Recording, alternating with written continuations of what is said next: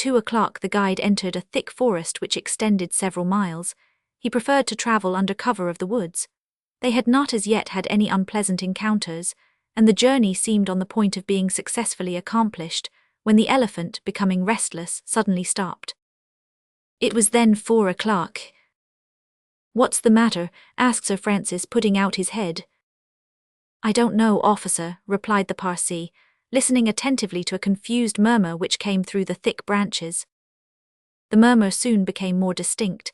It now seemed like a distant concert of human voices accompanied by brass instruments. Passepartout was all eyes and ears. Mr. Fogg patiently waited without a word.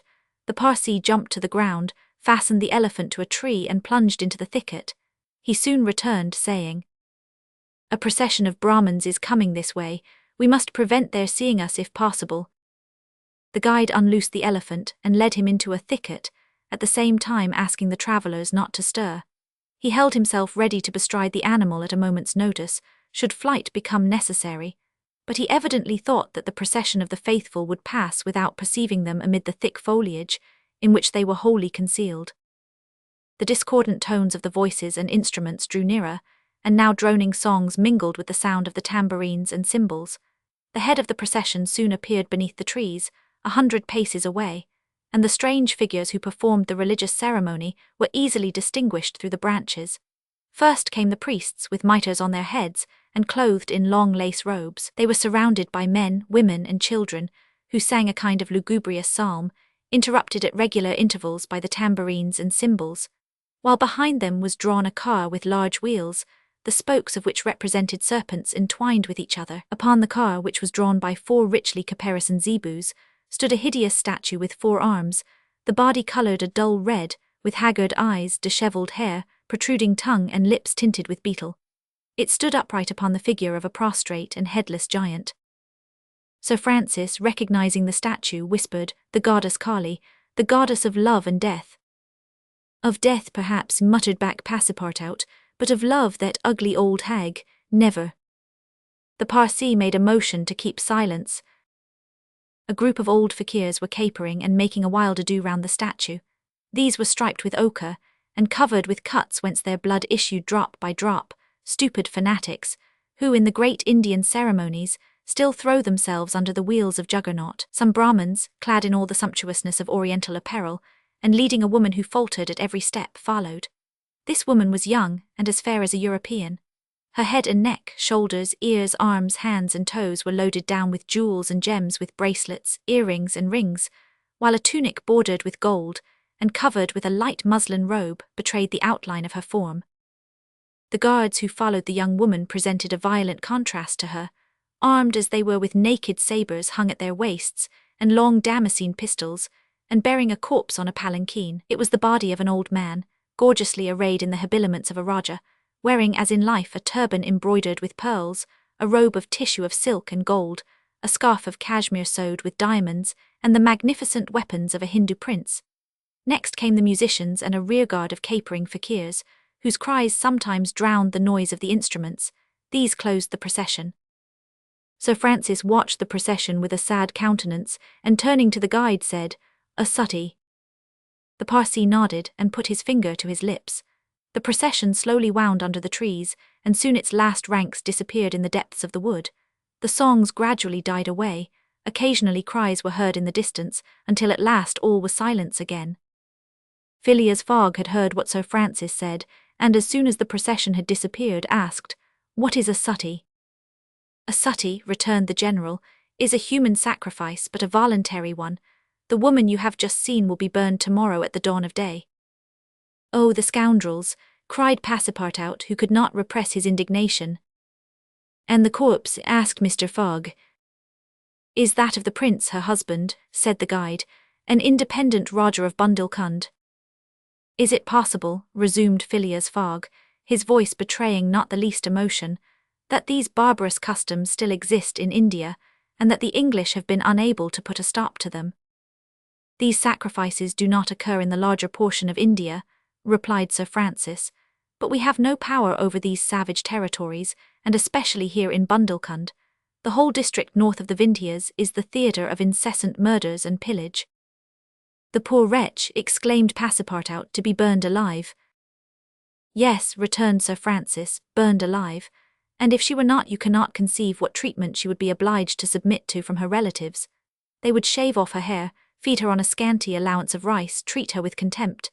She would be looked upon as an unclean creature, and would die in some corner like a scurvy dog. The prospect of so frightful an existence drives these poor creatures to the sacrifice, much more than love or religious fanaticism. Sometimes, however, the sacrifice is really voluntary, and it requires the active interference of the government to prevent it. Several years ago, when I was living at Bombay, a young widow asked permission of the governor to be burned along with her husband's body. But as you may imagine, he refused. The woman left the town, took refuge with an independent Raja, and there carried out her self-devoted purpose. While Sir Francis was speaking, the guide shook his head several times and now said, "The sacrifice which will take place tomorrow at dawn is not a voluntary one." "How do you know?" "Everybody knows about this affair in Bundelkund." "But the wretched creature did not seem to be making any resistance," observed Sir Francis. "That was because they had intoxicated her with fumes of hemp and opium." "But where are they taking her?" "To the pagoda of Pillaji, 2 miles from here. She will pass the night there." "And the sacrifice will take place?" "Tomorrow at the first light of dawn." The guide now led the elephant out of the thicket and leaped upon his neck. Just at the moment that he was about to urge Kiauni forward with a peculiar whistle, Mr. Fogg stopped him, and turning to Sir Francis Cromarty said, "Suppose we save this woman." "Save the woman, Mr. Fogg?" "I have yet 12 hours to spare. I can devote them to that." "Why, you are a man of heart." "Sometimes," replied Phileas Fogg quietly, "when I have the time." Chapter 13, in which Passepartout receives a new proof that fortune favours the brave. The project was a bold one, full of difficulty, perhaps impracticable. Mr. Fogg was going to risk life or at least liberty, and therefore the success of his tour. But he did not hesitate, and he found in Sir Francis Cromarty an enthusiastic ally. As for Passepartout, he was ready for anything that might be proposed. His master's idea charmed him. He perceived a heart, a soul under that icy exterior. He began to love Phileas Fogg. There remained the guide. What course would he adopt?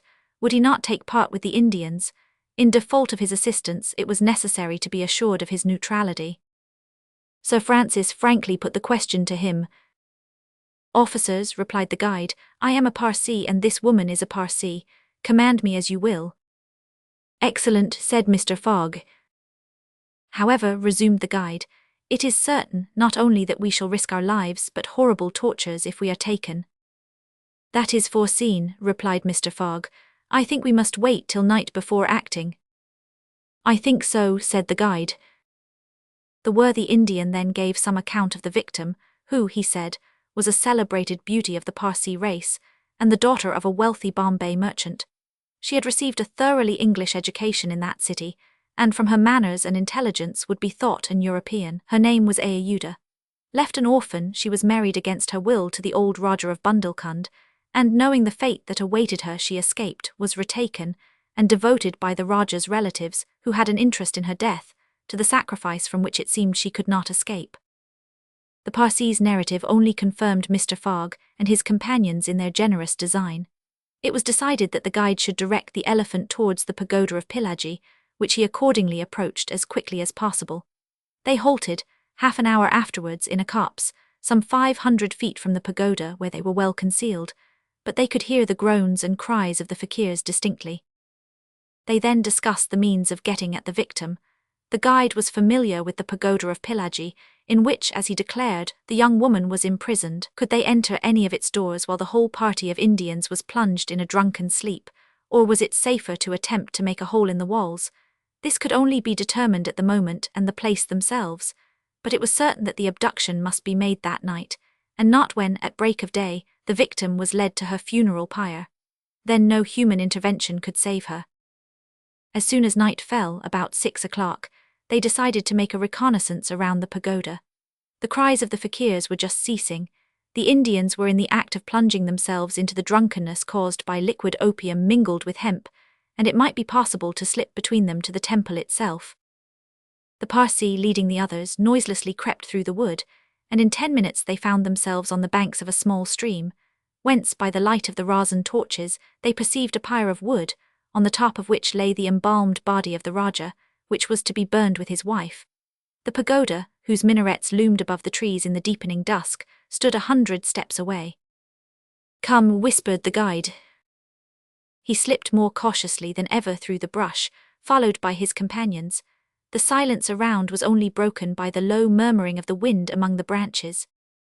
Soon the Parsee stopped on the borders of the glade, which was lit up by the torches. The ground was covered by groups of the Indians, motionless in their drunken sleep. It seemed a battlefield strewn with the dead. Men, women, and children lay together. In the background, among the trees, the pagoda of Pillaji loomed distinctly. Much to the guide's disappointment, the guards of the Rajah, lighted by torches, were watching at the doors and marching to and fro with naked sabres. Probably the priests, too, were watching within. The Parsee, now convinced that it was impossible to force an entrance to the temple, advanced no farther, but led his companions back again. Phileas Fogg and Sir Francis Cromarty also saw that nothing could be attempted in that direction. They stopped and engaged in a whispered colloquy. "It is only 8 now," said the brigadier, "and these guards may also go to sleep." "It is not impossible," returned the Parsee. They lay down at the foot of a tree and waited. The time seemed long. The guide ever and anon left them to take an observation on the edge of the wood, but the guards watched steadily by the glare of the torches, and a dim light crept through the windows of the pagoda. They waited till midnight, but no change took place among the guards, and it became apparent that their yielding to sleep could not be counted on. The other plan must be carried out. An opening in the walls of the pagoda must be made. It remained to ascertain whether the priests were watching by the side of their victim as assiduously as were the soldiers at the door. After a last consultation, the guide announced that he was ready for the attempt and advanced, followed by the others. They took a roundabout way, so as to get at the pagoda on the rear. They reached the walls about 12:30 without having met anyone.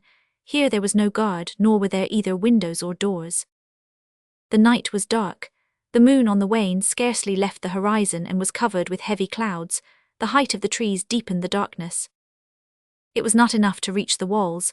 An opening in them must be accomplished, and to attain this purpose the party only had their pocket knives. Happily the temple walls were built of brick and wood, which could be penetrated with little difficulty. After one brick had been taken out, the rest would yield easily. They set noiselessly to work, and the Parsee on one side and Passepartout on the other began to loosen the bricks so as to make an aperture 2 feet wide. They were getting on rapidly, when suddenly a cry was heard in the interior of the temple, followed almost instantly by other cries replying from the outside. Passepartout and the guide stopped. Had they been heard? Was the alarm being given? Common prudence urged them to retire, and they did so, followed by Phileas Fogg and Sir Francis. They again hid themselves in the wood and waited till the disturbance, whatever it might be, ceased, holding themselves ready to resume their attempt without delay. But awkwardly enough, the guards now appeared at the rear of the temple, and there installed themselves, in readiness to prevent a surprise. It would be difficult to describe the disappointment of the party, thus interrupted in their work. They could not now reach the victim. How then could they save her? Sir Francis shook his fists, Passepartout was beside himself, and the guide gnashed his teeth with rage. The tranquil Fogg waited without betraying any emotion. "We have nothing to do but to go away," whispered Sir Francis. "Nothing but to go away," echoed the guide. "Stop," said Fogg. "I am only due at Allahabad tomorrow before noon." "But what can you hope to do?" asked Sir Francis. "In a few hours it will be daylight and—" "The chance which now seems lost may present itself at the last moment." Sir Francis would have liked to read Phileas Fogg's eyes. What was this cool Englishman thinking of? Was he planning to make a rush for the young woman at the very moment of the sacrifice, and boldly snatch her from her executioners? This would be utter folly, and it was hard to admit that Fogg was such a fool. Sir Francis consented, however, to remain to the end of this terrible drama. The guide led them to the rear of the glade, where they were able to observe the sleeping groups.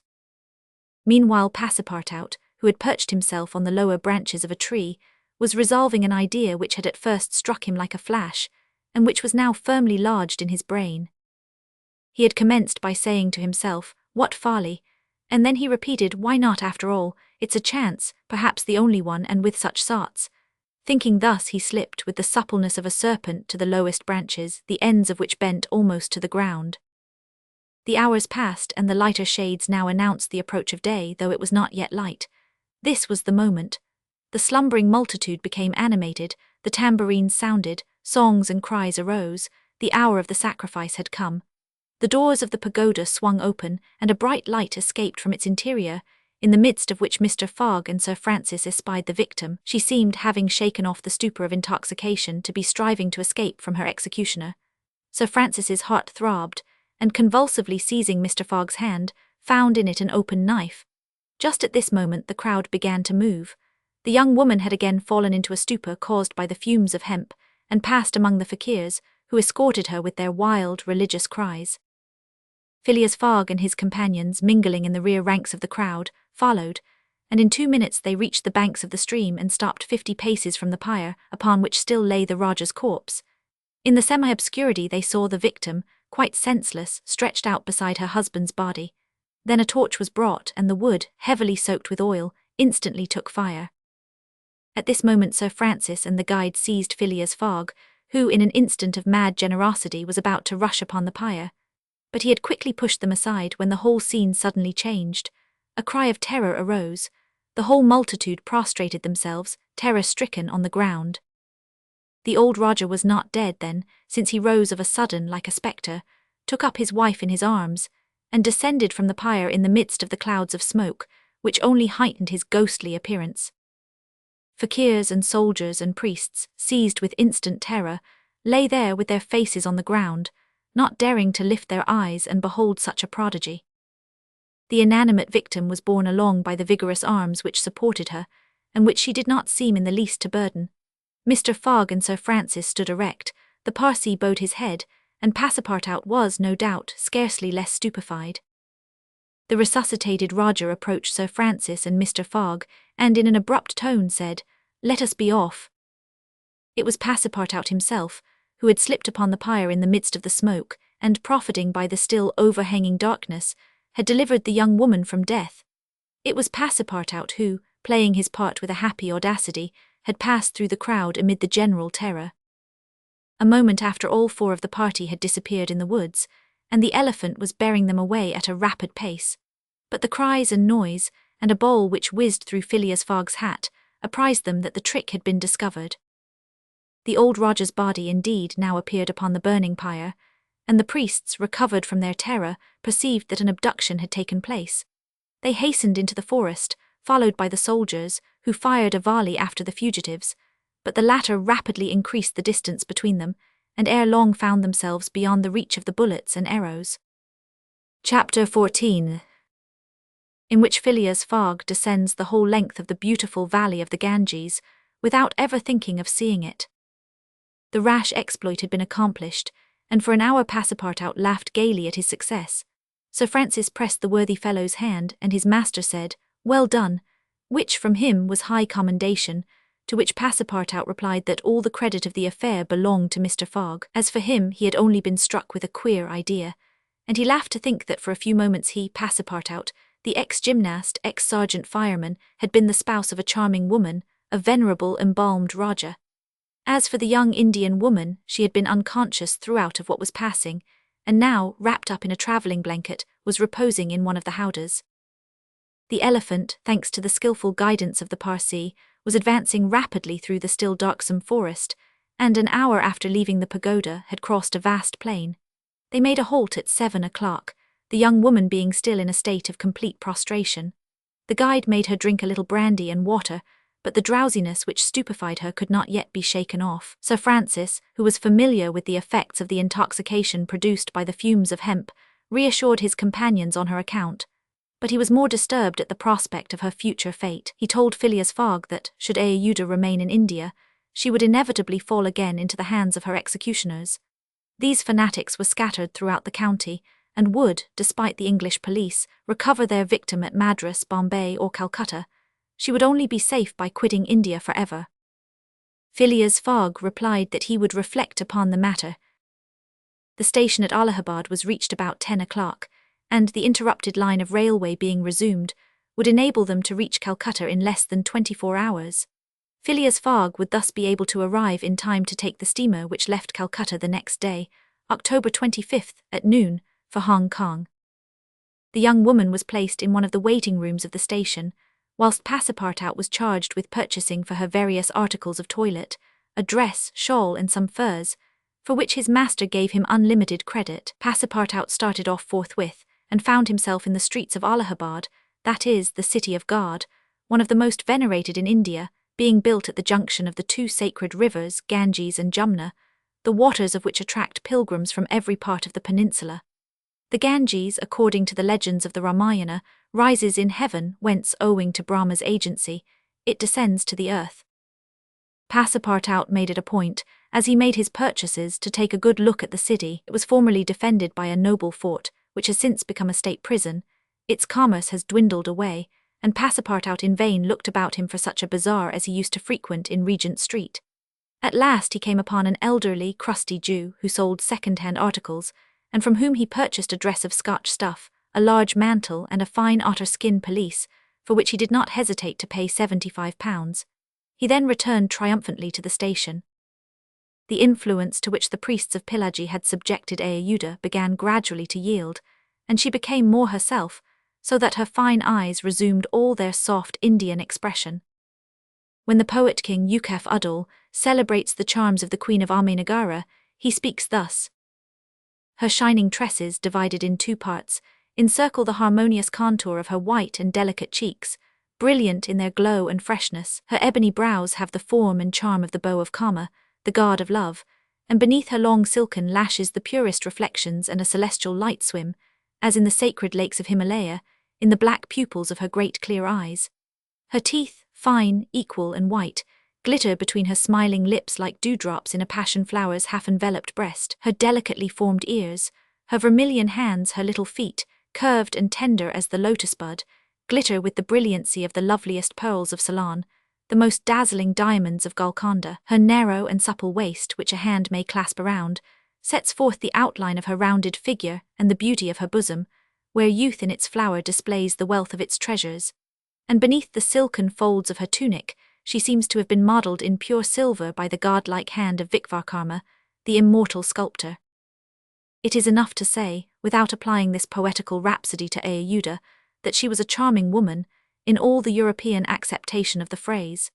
She spoke English with great purity, and the guide had not exaggerated in saying that the young Parsee had been transformed by her bringing up. The train was about to start from Allahabad, and Mr. Fogg proceeded to pay the guide the price agreed upon for his service, and not a farthing more, which astonished Passepartout, who remembered all that his master owed to the guide's devotion. He had indeed risked his life in the adventure at Pillaji, and if he should be caught afterwards by the Indians, he would with difficulty escape their vengeance. Kiauni also must be disposed of. What should be done with the elephant which had been so dearly purchased? Phileas Fogg had already determined this question. Parsee, said he to the guide, you have been serviceable and devoted. I have paid for your service but not for your devotion.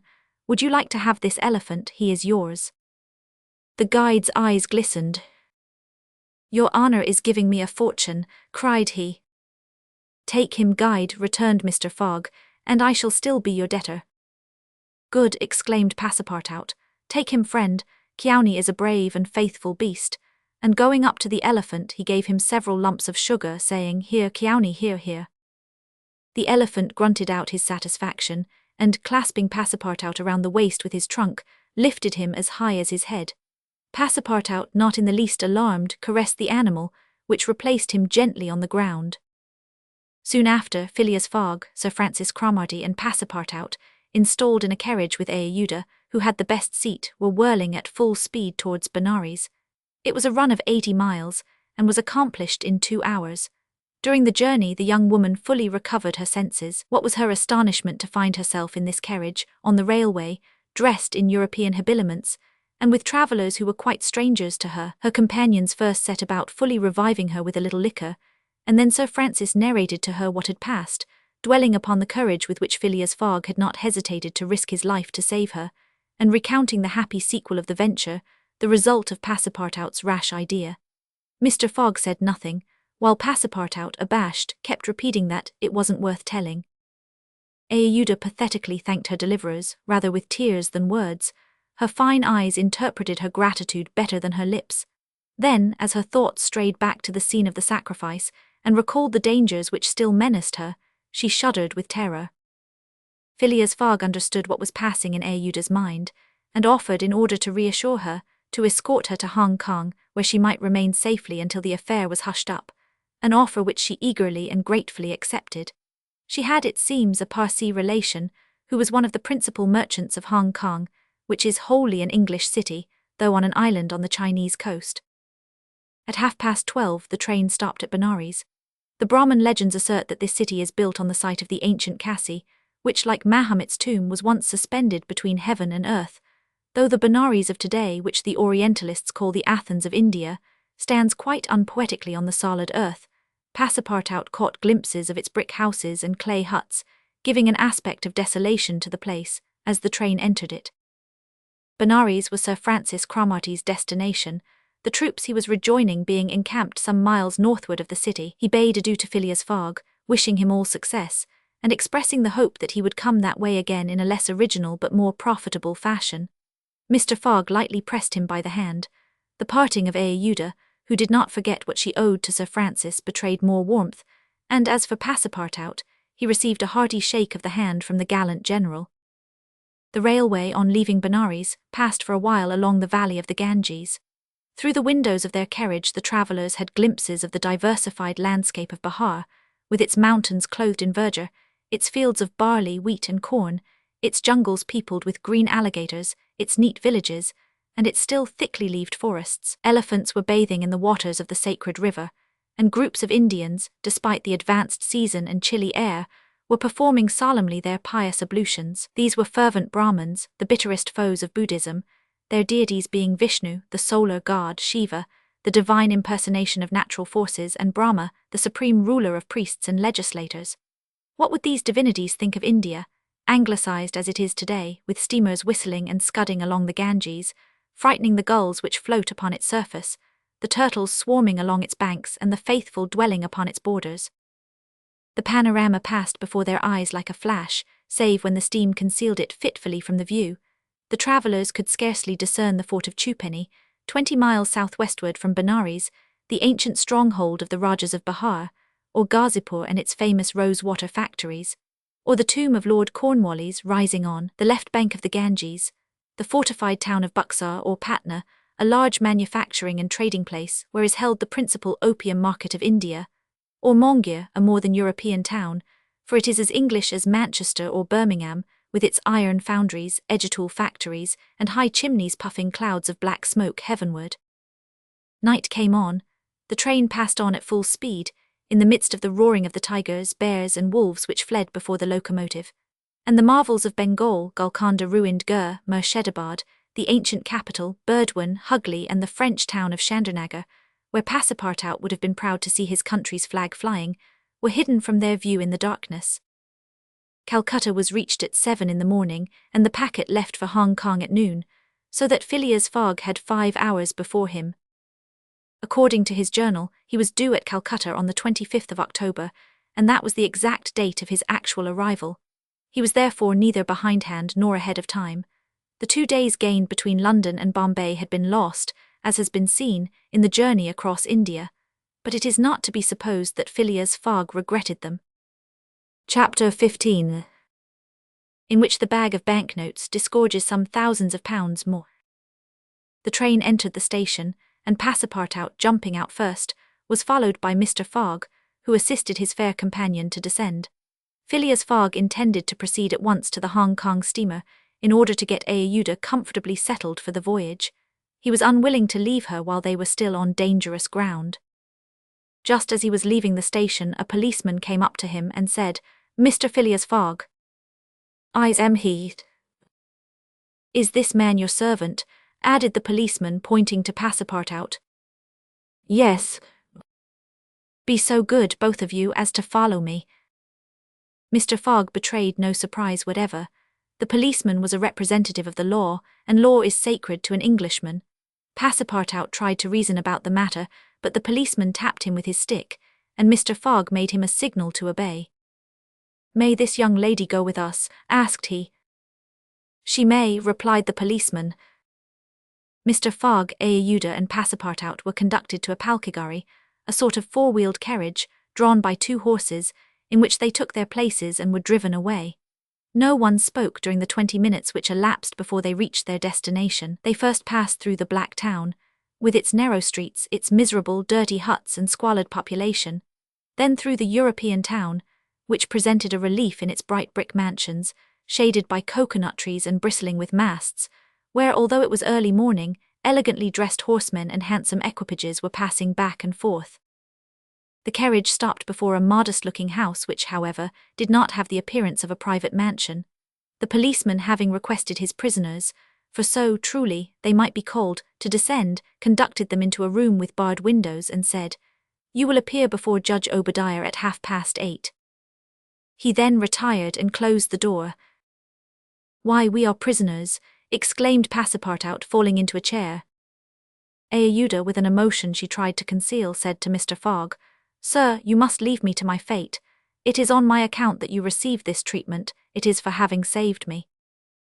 Phileas Fogg contented himself with saying that it was impossible. It was quite unlikely that he should be arrested for preventing a suttee. The complainants would not dare present themselves with such a charge. There was some mistake. Moreover, he would not in any event abandon Ajuda, but would escort her to Hong Kong. "But the steamer leaves at noon," observed Passepartout nervously. "We shall be on board by noon," replied his master placidly. It was said so positively that Passepartout could not help muttering to himself, "Parbleu, that's certain, before noon we shall be on board," but he was by no means reassured. At 8:30 the door opened, the policeman appeared, and requesting them to follow him, led the way to an adjoining hall. It was evidently a courtroom, and a crowd of Europeans and natives already occupied the rear of the apartment. Mr. Fogg and his two companions took their places on a bench opposite the desks of the magistrate and his clerk. Immediately after, Judge Obadiah, a fat, round man, followed by the clerk, entered. He proceeded to take down a wig which was hanging on a nail, and put it hurriedly on his head. "The first case," said he.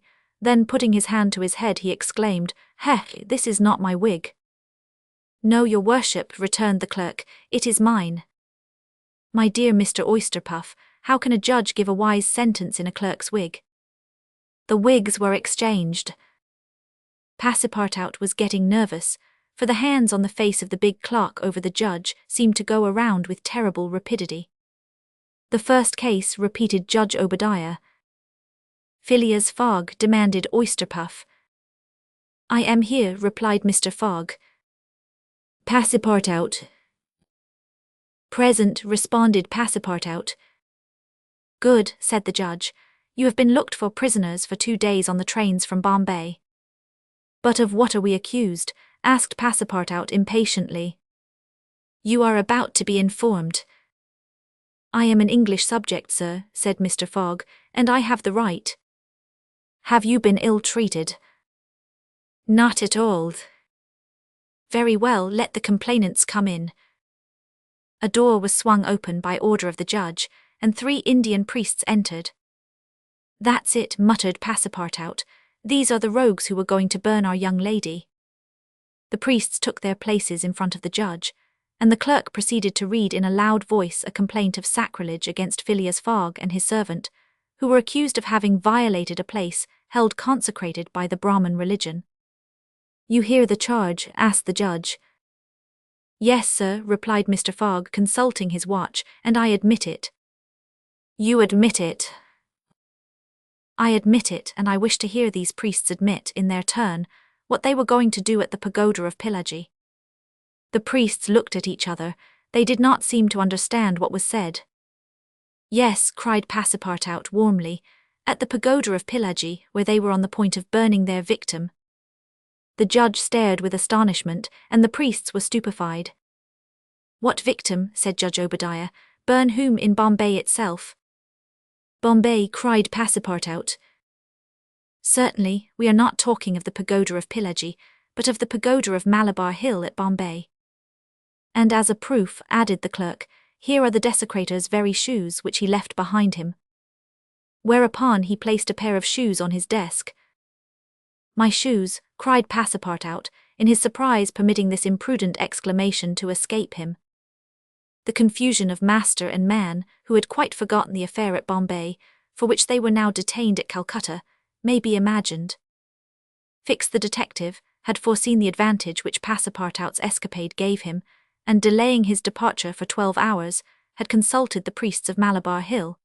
Knowing that the English authorities dealt very severely with this kind of misdemeanor, he promised them a goodly sum in damages, and sent them forward to Calcutta by the next train.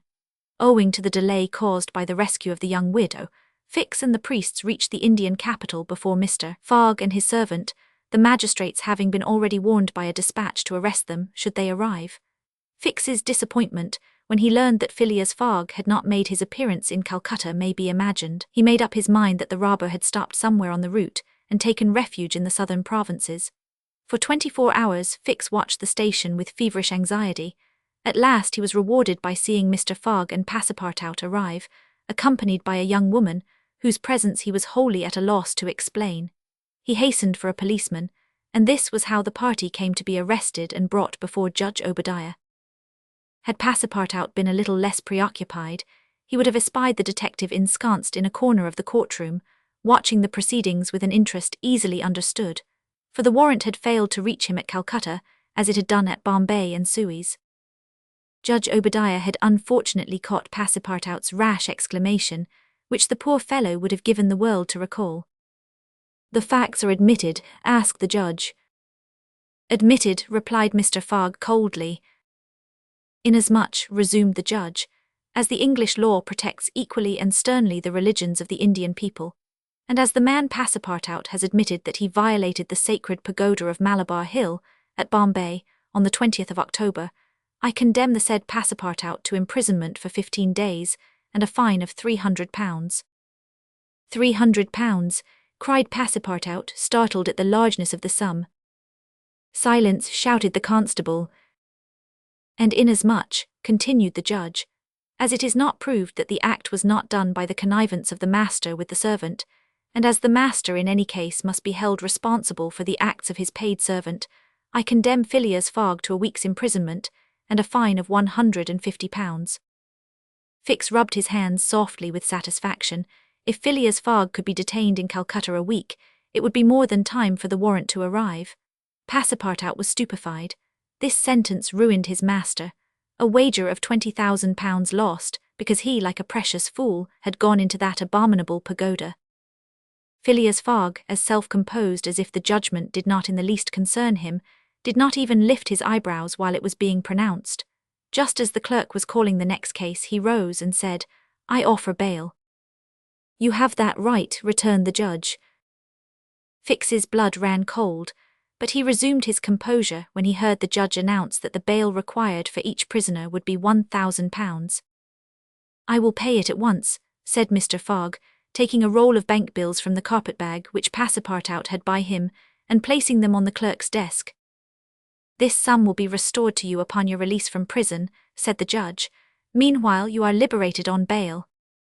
"Come," said Phileas Fogg to his servant. "But let them at least give me back my shoes," cried Passepartout angrily. "Ah, these are pretty dear shoes," he muttered as they were handed to him, "more than £1,000 apiece, besides they pinch my feet." Mr. Fogg, offering his arm to Ayuda, then departed, followed by the crestfallen Passepartout. Fix still nourished hopes that the robber would not, after all, leave the £2,000 behind him, but would decide to serve out his week in jail, and issued forth on Mr. Fogg's traces. That gentleman took a carriage, and the party were soon landed on one of the quays. The Rangoon was moored half a mile off in the harbour, its signal of departure hoisted at the masthead. 11 o'clock was striking. Mr. Fogg was an hour in advance of time. Fix saw them leave the carriage and push off in a boat for the steamer, and stamped his feet with disappointment. "The rascal is off after all," he exclaimed. £2,000 sacrificed. He's as prodigal as a thief. I'll follow him to the end of the world if necessary, but at the rate he is going on, the stolen money will soon be exhausted. The detective was not far wrong in making this conjecture. Since leaving London, what with travelling expenses, bribes, the purchase of the elephant, bails and fines, Mr. Fogg had already spent more than £5,000 on the way, and the percentage of the sum recovered from the bank robber promised to the detectives was rapidly diminishing. Chapter 16, in which Fix does not seem to understand in the least what is said to him. The Rangoon, one of the Peninsular and Oriental Company's boats plying in the Chinese and Japanese seas, was a screw steamer, built of iron, weighing about 1,770 tons, and with engines of 400 horsepower. She was as fast, but not as well fitted up as the Mongolia, and Aouda was not as comfortably provided for on board of her as Phileas Fogg could have wished.